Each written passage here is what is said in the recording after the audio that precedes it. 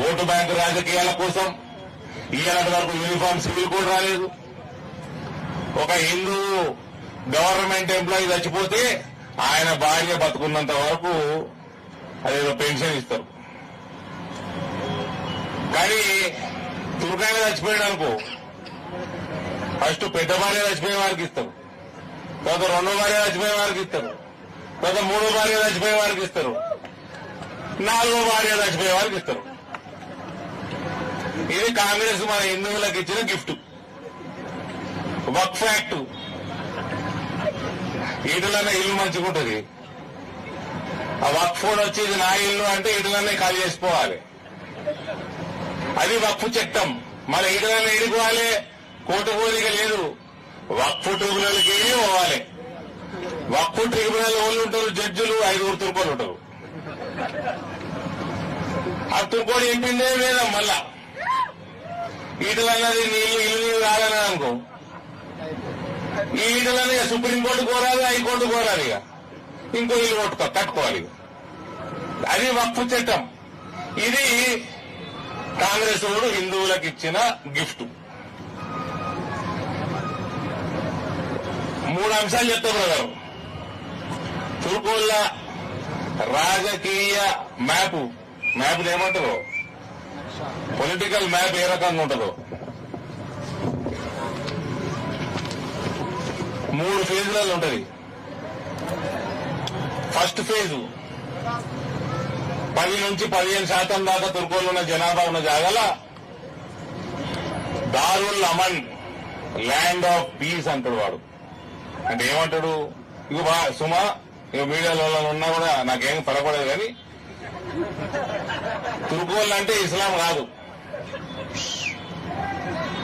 తుర్కోళ్ళు అంటే ఇస్లాం కాదు, ముందే చెప్తున్నా. 10 నుంచి 15% ఉన్న కాడ దారుల్ అమన్ అంటాడు. సెక్యులర్ దేశం, హిందూ ముస్లిం భాయ్ భాయ్, గంగా జమున తేజీబ్, మనమందరం కలిసి ఉండాలి, మీకు మాకు వ్యత్యాసం లేదు, మా దేవుడు మీ దేవుడు ఒకడే, ఎన్ని సూక్తులు చెప్తా ఉంటారు. ఒక్కసారి 15% దాటి 15 నుంచి 25% దాకా వచ్చే రాగానే జనాభా అల్లది దారుల్ అమన్ పోయి దారుల్ హరబ్ అవుతుంది. అంటే ల్యాండ్ ఆఫ్ కాన్ఫ్లిక్ట్. ఇక ఈడ మెల్లగా ఓటు జిహాదు, లవ్ జిహాదు ఇటువంటివి మొదలవుతా ఉంటాయి. మెల్లమెల్లగా ఏమంటారు మన కమ్యూనల్ రైట్స్. ఇక ఈడ మనం విగ్రహం పెట్టుకున్నాము, పచ్చ జెండా పెడతారు వీళ్ళు, ఆకుపచ్చ జెండా పెడతారు. జెండా వేయటంగానే కాంగ్రెస్ వాడు ఈ కేసీఆర్ పార్టీ వాడు చేంజ్ చేస్తారు, దానికి తడకలు కడతారు. తడకలు కట్టి హిందువులు ఏమంటలేరు, రియాక్షన్ వస్తలేదు అనుకో గోడలు కడతారు. గోడలు కట్టి 4 వద్దులు కాగానే అలా నమాజులు మొదలెత్తి.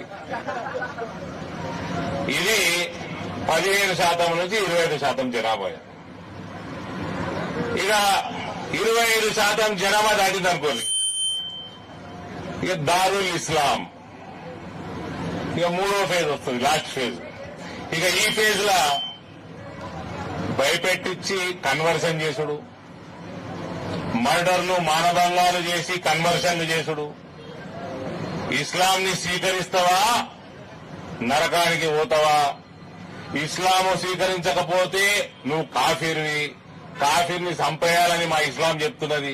కొందరు ఇస్లాం అలా దాంట్లో మన ఏమంటారు వాళ్ళ బుక్ ఏందన్నా ఖురాన్, ఆ ఖురాన్ ఉన్నదంటారు కొందరు లేదంటారు. నేనైతే చదవలే, నాకు ఉర్దూ రాదు, అది వేరే భాషలో ఉన్నదో తెలియదు. ఇక అంటే బేసికల్ గా నో వే బట్ ఇస్లాం, ఇస్లాం తప్ప వేరే మార్గం లేదు అన్న కాడికి వస్తుంది. అదే 1947 తర్వాత కాంగ్రెస్ వాడు చేసిన అతిపెద్ద పాపం.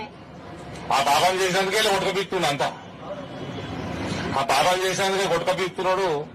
ఈ తెలంగాణలో పక్క కర్ణాటకలో 2 రాష్ట్రాలు తప్ప, దానికి కూడా వస్తే ఇప్పుడు వస్తారు 2 నిమిషాలు. ఇది తప్ప ఏడ కనబడతలేరు.